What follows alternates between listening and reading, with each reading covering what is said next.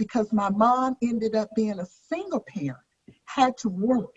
And there were many days when I would see her crying, which she didn't at the time know that I saw her crying because she couldn't figure out when and how she was going to prepare the next meal for us. You're going to go to college. Which one? And I laugh and joke about it all the time. I only knew two. That was Grambling and Suffolk.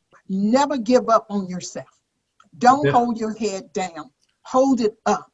And you never know what God has for you. And I always thought, maybe perhaps if I'd known more, that I would have done better. Church family went to an area that was considered the most challenging neighborhood, where police officers, it would take five police cars to come before they would go into that neighborhood. But we went in there. And what I loved about it is I realized there were people like me in a situation, moms stressed out, needed help, lack of hope. And so I just know without a shadow of a doubt, exposure, opening it up to kids and giving them the opportunity to dream. What's there now? Technology, and still at the same time be exposed. But you have to be exposed. You have to see that there are different neighborhoods than you. There are different people than that what you see in your community. That exposure is very, very important, because you then get to see things that your mindset, how you were thinking, you have a different thought process all of a sudden about what you see and exposed to.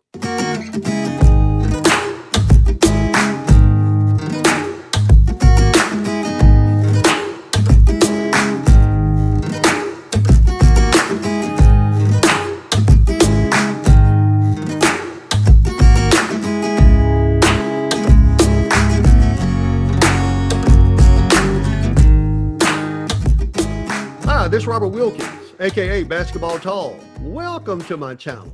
I'm glad that you're here with me today because I have someone that you really need to pay attention to. She's just that important, and especially for the state of Louisiana. So I encourage you, mom, dad, grandparents, get the kids around, because if you know anything about my channel, it's about elevating, encouraging, promoting, inspiring, giving you substance and things of value that can help take you to the next stage, to help you achieve your goals, your dreams in life. And I have such a person that you need to listen to. And her name is Pat Moore, who we know as Pat Thomas. Let me tell you a little bit about Miss Moore. She's not just Miss Moore. She's a member of the Louisiana State House of Representatives that represents her district in the state northeast section of Louisiana. Hey, Pat, how are you? Oh, I'm doing great.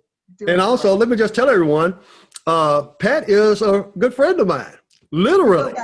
Go back a long way. Yes, when we were just teenagers. Yes, in high school.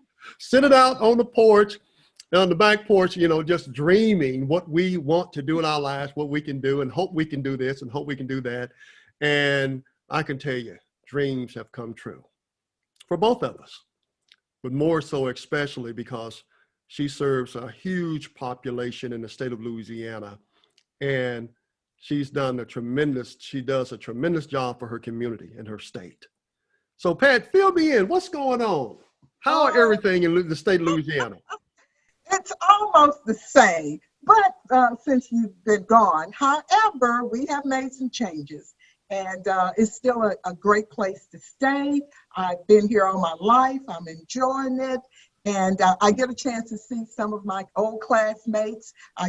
Certainly I've gotten a chance to meet so many great people, whether it was serving on the local level or, just at the state level. But we got great people, same as when you were here, and just a few more changes, but nothing to brag about too much. But it's a great place to live, and certainly we always welcome those who have moved away to come back and just visit, and even possibly decide to come back and retire and stay, just like you. Maybe one day you'll come back. Well, tell everyone a little bit about, the people that you serve, the district that you serve, the parish, whatever, And enlighten everyone about that. Okay. Well, basically, I serve the majority of the people I served back as a police juror. When I was a police juror in 2008, I was elected as Washita Parish Police Jury. There are six of police jurors and two minority districts. The Washita Parish Police Jury, of course, was formed back in, get this, 1807. And from the time that I was elected, we only had about five African Americans to serve in the seat that I left. And then, of course, when I came in, I was elected in 2007, began my term in 2008. I was the first African American female. And since then, we've had two elected African American females. The jury now is just currently served by men. However, we do have out of the six, two African Americans on there. But the thing about it, that district still, as a state representative, I still serve the majority of that district. On the state level, it's District 17. And each one of my colleagues, we serve about 45,000 constituents. Now, you mentioned the police juror, because there are people that are listening to this in other states and have no idea what a police jury is, because as we know, Louisiana in itself is unique because it's the only state with parishes. That's correct. That's correct. So if you would tell us, what is a police juror? One way to describe what the responsibilities of a police jury is, and it might help people to understand, whether you're a county or whatever, but when you have a mayor and you have a councilman, they have two different types of responsibilities. They have the administrative responsibility and the legislative. But here in Monroe, Louisiana, Washita Parish, we would represent both. So when you're an elected police juror, you're doing the legislative part of it and you're doing the administrative. You're introducing and passing ordinances. You're overseeing the budget. You're doing the hiring. So it's a combination of that. And what it is in the unincorporated area that I serve. For example, we have 5 governing bodies within the Washita Parish. Those bodies, if you don't live in those governing bodies, then you're outside. And those are the people that we would represent, doing the same thing as a mayor or a city councilman or someone that makes the laws for the city in your area. So this is an elected position. It is, and it's a 4-year term. Oh, that's very interesting. So what really inspired you to get involved into politics? First, starting with a police juror. After, we decided to go our separate ways. We graduated from high school. We went off to college, started a family. I was employed at State Farm Insurance Company, had an opportunity to be around more people, and then got involved in the community. So before I became a local elected official, I had been involved for almost 25 years, just doing things. As a parent, you're always going to be involved, whether it's sports or a PTA meeting, but you're being involved with the community. So when I decided to run for this police juror's position in the district, I was already engaged, already involved. I loved helping others. I loved reaching out to children. I saw needs in the community, things that we needed to do. I wanted to see our neighborhoods and our area lead from just surviving to thriving, and going to the meetings, being a voice, and also my faith base also helped me. My belief in God helped me get involved, because now I see more things. I'm trying to tell people, of opportunities and who you are, and you can have things that you don't see in your community. So almost 25 years before I became an elected official, I was involved in the community because I really cared and I wanted to help people, and I wanted to make sure that we had things and things that you could see maybe in other communities. And I was like, why can't we have it? But that was the driving force, knowing that we were lacking some things in our community and we needed a voice in someone. And there's old saying is, stop saying, go get somebody to do it. You're going to have to do it. And that's how I got involved. You know, it's amazing how people do look for others to step up and do something. And sometimes the calling may be for them Oh, yes. Oh, and not for yes. somebody else. Right. Now, And you're always thinking, no, not me. I want John Doe to do it. And I'm going to go talk to John Doe. And John Doe really is not in his heart, or he is saying, and he will point back to you. Well, why don't you do something about it? So it can go both ways. now, you know, in life, sometimes, you know, we get thrown some curveballs in the sense of tragedy. And I believe when you were a police juror, you had some tragedy in your life that could have possibly derailed everything. And the reason I say that is that there are a lot of people out there around this country and the world when tragedy strikes, especially when it's very close to home, such as a spouse, a child. We have a tendency to get in a state of depression and never pull ourselves back up. Would you care to touch on that for a moment, or is it too sensitive for you to talk about? Well, I would like to share it because in the beginning, like I said, in 2007, I was elected. In 2008, I was sworn in. 2 years later, my oldest daughter, who was an educator and a counselor at LSU, was killed in a car accident. She was on her way to teach class and so forth. And of course, it was raining, and it turned out to be a very bad tragedy. She was killed on the scene. And yes, you know, it was devastating for our family because she was so engaged. She was so involved and had a passion. And I'll never forget, before the accident, it was a Monday, but that weekend, God had allowed us. She lived in Lafayette, her and her husband. They didn't have any children, were getting ready to plan to have children. And she came to visit. And we laughed all that day and talked.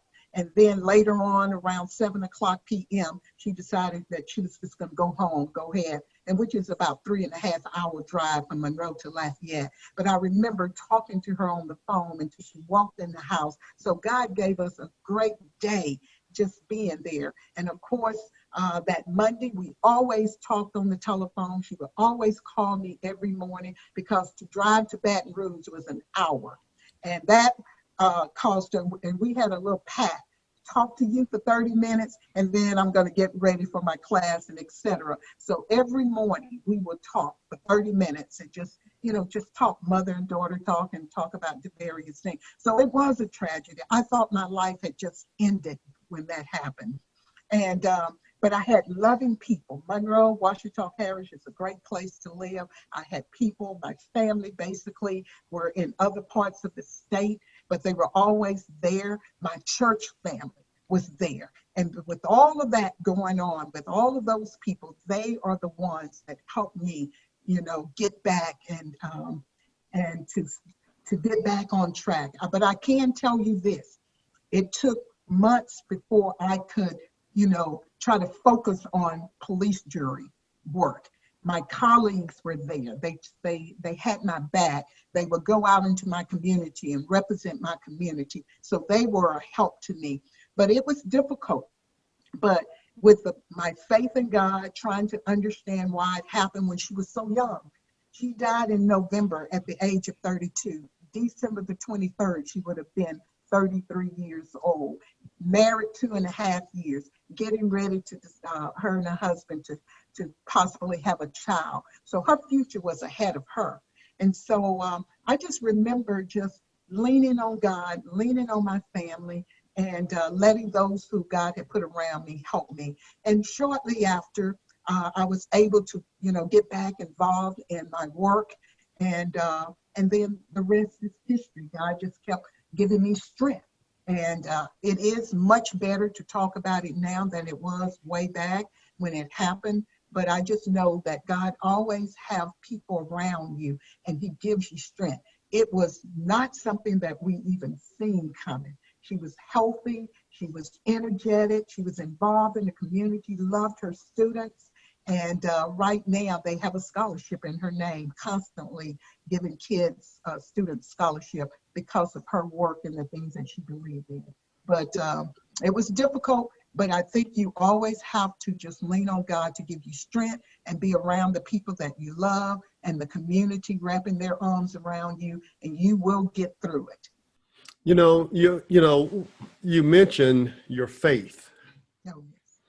and those in support, your colleagues and the juror, your church family, Mhm. all wrapped their arms around you and helped and supported you and did things for you to help you overcome. Wow. That's something to behold. Yes. And that you can see why I love this community. That we might have some difficulties, we might have some challenges, but one thing I do know that when someone is hurting, the community will hurt with you and they will help you. And God always has someone there that's going to help you. My neighbors in my community, just people that I served as a police juror for 2 years, black, white, Democrat, Republicans, young, old, it didn't matter. They were there to help me get through it. Wow. Wow. Thank you for that. Because I'm sure it's going to help somebody on this journey of life that needs to hear exactly what you just said. Mhm. Now, let's move forward. You're currently a state representative for the Yes. state of Louisiana. And tell us what prompted you to pursue that avenue? Well, it was a position that came available. Now, we don't have term limits as a police juror in Washita Parish, but serving for 3 terms, I decided that I was going to step down and allow someone else to come in because I believe in giving opportunity for others, young blood. You don't want to get there in a place and be so complacent and lose sight on what the opportunity and what your responsibility. So a year before, my 12th year, I made an announcement that I was not going to seek reelection. And what happened was I decided, though, that I was going to represent and work with 2 other representatives. I decided I wanted to work with 2 other representatives, and one of them happened to be in the seat that I'm in now. But a judge position came up, and he ran against another person. It was just 2 in the race. And of course he ran and then his seat became available. And I didn't see that coming. And again, you have to believe that God always have a plan for you. So I see it as God's plan for me because this seat came up. And when it came up unexpectedly, I said, well, I know I'm going to not seek re-election as a police juror. Different people in the community said, why don't you run? After praying and talking to my husband and my kids, my family, I decided I did. There are 23 precincts, and God blessed it when I was able to win all 23 precincts. And Wow. I Wow. am so honored to be able to represent about 45,000 constituents. That is awesome. That is awesome. The thing is, we came from an area not of means. Mhm. And through the grace of God, Mhm. we still achieved something. Yes. We have for those out there that are listening right now that may be young, that feels that there's no hope for me. We don't have much and we don't have much money. We may be living in low income housing, public housing. I may be without a parent in my life. Mhm. What's the use? I can't get ahead. What can you say for people that Never maybe give have that up. thought? Never give up because I continue to share my story with other people. I am a little girl whose mother was 14 years old when she conceded me. I was born and raised by my great grandmother who grew up on a plantation. So I want people to understand, don't ever give up on who you are. But here I am a child that the whole community knew that my mom unfortunately became pregnant, did not abort me, brought me into the world at the age of 14, could not take care of me. My great grandmother took care of me and raised me until she died. I was the age of 14. And that's when I went to live with my biological mother, my other siblings, and at the time there was a stepfather in the home, but not for long. But this is the thing. I ended up moving from one neighborhood into another one, which was public housing. That's how I got a chance to meet you. And it was difficult because I was brought up in another community.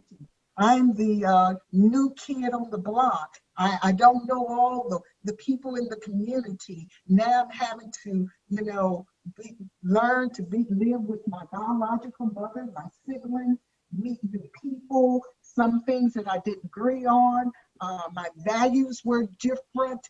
And I had to play a big role in helping my mom and my siblings, 2 brothers and 2 sisters, me being the oldest of all 5 of us. It was, and then focus, all of this happened when I was in high school, my freshman year. So all my friends that I met way back, they're not there anymore. So again, having to meet new people, new friends, go to a new school, be in a new community, a new environment, a struggling environment. I want you to know it was not easy either, because my mom ended up being a single parent, had to work. And there were many days when I would see her crying, which she didn't at the time know that I saw her crying because she couldn't figure out when and how she was going to prepare the next meal for us. So it was difficult. And sometimes I don't believe you all even had the opportunity to see what was all going on in our home. But I do know this. My great grandmother, who only had a 6th grade education, instilled it in me for those first 14 years of my life to get my education. And back then in the 70s, you didn't have to have a college degree. People were thriving with just a high school diploma, but she had instilled it in me. You're going to go to college. Which one? And I laugh and joke about it all the time. I only knew 2. That was Grambling and Southern. And I would switch back and forth. But one thing I knew was that I was going to go to college. And I am the first one from on my maternal side to get a 4-year college degree. But that's to say that my education was very important. It was instilled in me at an early age to get your education, and it made a difference. I graduated from high school, went on to college, was able to help my mom and my siblings, and of course my family. So never give up on yourself. Don't hold your head down. Hold it up, and you never know what God has for you. But he will direct you and he will guide you, and you will find that path. And that's the story that I tell a lot of children, because even in my district, it's a poor district, and I try to instill in them, never give up. Don't look at where you are. Always think about and dream of where you can go. And there's always going to be somebody to help you. Yes. And, because none of us determines who we're born to or where we're born at. Correct. But the thing about it is, you've just shown and said yourself, and we can all see it, including myself, by having that dream, that determination, and that support. We can pretty much overcome pretty much anything with And one consistency. thing I do know is that sometimes it's not going to be a lot of people there to help you. It's going to just be a handful of people. Us, living in public housing, trying to stick together, trying to stay out of trouble, making a pact, as you would say, that we are not going to get into trouble, because trouble is always around you. You're just going to have to really make good choices. And I didn't make all the good choices. But one thing that I did know is that because of God's hand on me and those that were around me, the choices that I made, they didn't just cripple me in a way that I could never rebound. Yes. You hate the area, you hate being poor, you hate having to take on the responsibility as a child to help with your siblings. Not so much hate it, but you're not a child. You don't, sometimes your opportunity to be a teenager is not there, and you're going to have to step up. But I never regretted stepping up, helping my mom and helping my 2 sisters and 2 brothers. But I can always tell you it wasn't always like, thank you, I'm here, I like being here. No, we struggled. We didn't have a washer and dryer until I was in my senior year. My mom had to go and wash clothes in the bathroom and make sure that we had clean clothes. And feeding us and trying to make sure that we have a meal while she go off and work. So it's going to be tough for a lot of the children that might hear this, but don't give up. Just keep on at it, and you will always have somebody there to help you. Yes. I know that you're doing some tremendous work too, because we were talking at one point and you talked about exposure. The things that we're exposed to. And plus you're doing some good work. You have a particular program going on right now. Would you care to elaborate about that? I've always thought, when I was growing up, exposure.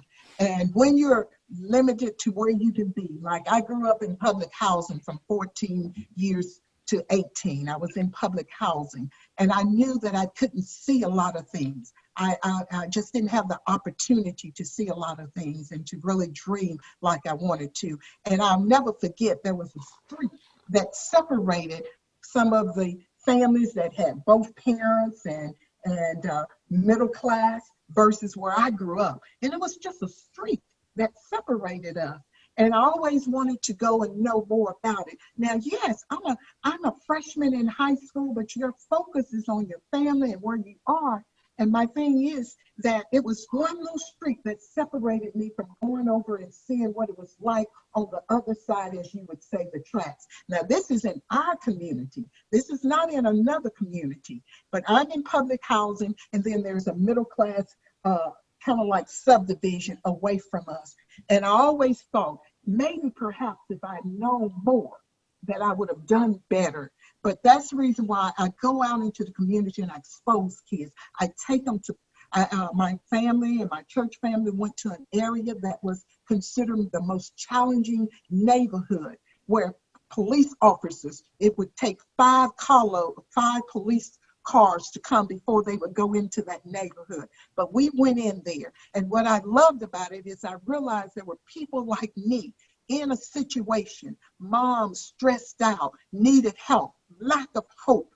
And what I could do, because I have a love for children, was to go and reach those children and help them to dream and take them places, take them to universities, to basketball games and football games, take them to the restaurant where they could go and eat at a restaurant, just exposing them to the community itself. Because you would think that they've been around. No, they're in and out to a particular neighborhood, and they don't get a chance to see a lot of things. So from then on, I constantly wanted to expose kids, let them dream, let them see different sports events, let them see different types of things that they can get involved with. So I just know without a shadow of a doubt, exposure, open it up to kids and giving them the opportunity to dream. But now that was several years ago. There are better ways with technology that can help kids be exposed. And if you don't even have anybody doing the things that I tried to do, you still, through technology, can go and Google things and see how they do things and see other people and other cultures. So don't ever feel like you have to wait for somebody. Take advantage of what's there now, technology, and still at the same time be exposed. But you have to be exposed. You have to see that there are different neighborhoods than you. There are different people than that what you see in your community. You know what, Pat? Because I played sports, Yes. that's how I got to see things that was different from what I had been accustomed to. Mm-hmm. And when we were in high school, junior year in high school, our basketball team came to the state of Oklahoma, and we had an experience like no other. Mm-hmm. And so that exposure is very, very important, because you then get to see things that your mindset, how you were thinking, You have a different thought process all of a sudden about what you see and exposed to. Mhm. Thank you for that. That was very, very good. Well, thank you. And I want all of those that's listening to Representative Moore to take to heart to what she just said. It doesn't matter where you come from. It's about what you do with what you have. And if you put forth the effort and you have that support, nothing can stop you. Nothing can stop you. Are you going to have some setbacks? Yes. And I'm sure she had plenty of setbacks, as you've heard before about the death of her daughter. What a huge setback that can be for so many of us, that for many, we get into a state of depression. We stop. Life's over. That's it. And it's hard to come out of that. But no, the champion that she is, she rose above that because of her faith in God and her supporting family and friends.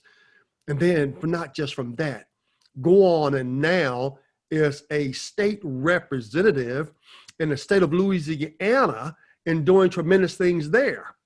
And I'm glad to know her. I'm glad to know you, Patricia. And I'm glad to know you too. and I can say this, someday I'm sure there's going to be a street named after you. But do what's in your heart, help other people, and don't, sometimes you can't just focus on yourself. And I think that was another thing that helped me. I focused on helping other people. And when you help other people, then God will make sure that you get through whatever it is that you're going through. And so help others, love others, make it your business to give back to the community. Give back to the community. And you definitely have in many, many ways as a police juror and also as a House of Representatives in the state of Louisiana. Your community, your state, and especially your school, we're all proud of you. I'm so glad I had the opportunity to make you all proud, just like so many of us. And we represent people, even when you're in high school or when you become an adult. Always remember that we're representing, and I'm proud that you have represented us, and God gave me opportunity to represent my community, public housing, our neighborhood, our community, and I'm just glad I had the opportunity to make people proud. Thank you. Thank you so much. And for all of you, if you like what you just heard here, please press the like button and subscribe and press the notification bell, because if there's any new content that's uploaded on this channel, you'll be the first to be informed about it. And so, Representative Moore, once again, thank you so much. And if there's anything else you would like to share, I'll give you the final word. Just don't ever look down on yourself. Just know that God said this, and this is what holds us all together. He knew us before we were formed in our mother's womb. That means that he says he has a plan for us. Keep on dreaming, keep on hoping, no matter what your circumstance is, whether you're in a single parent home, whether you never met your father, no matter what the situation is, God will be there, and along with other people to help you fulfill your dream. You are somebody, and I love saying that to kids especially. You are somebody. Believe that in your heart and go out there and do your very best. And when you can't do any more, just know somebody else is going to be there to help you. Thank you. Thank you. Thank you. And to my guests, thank you, and stay tuned for next week. Again, thank you, Representative Patricia Moore.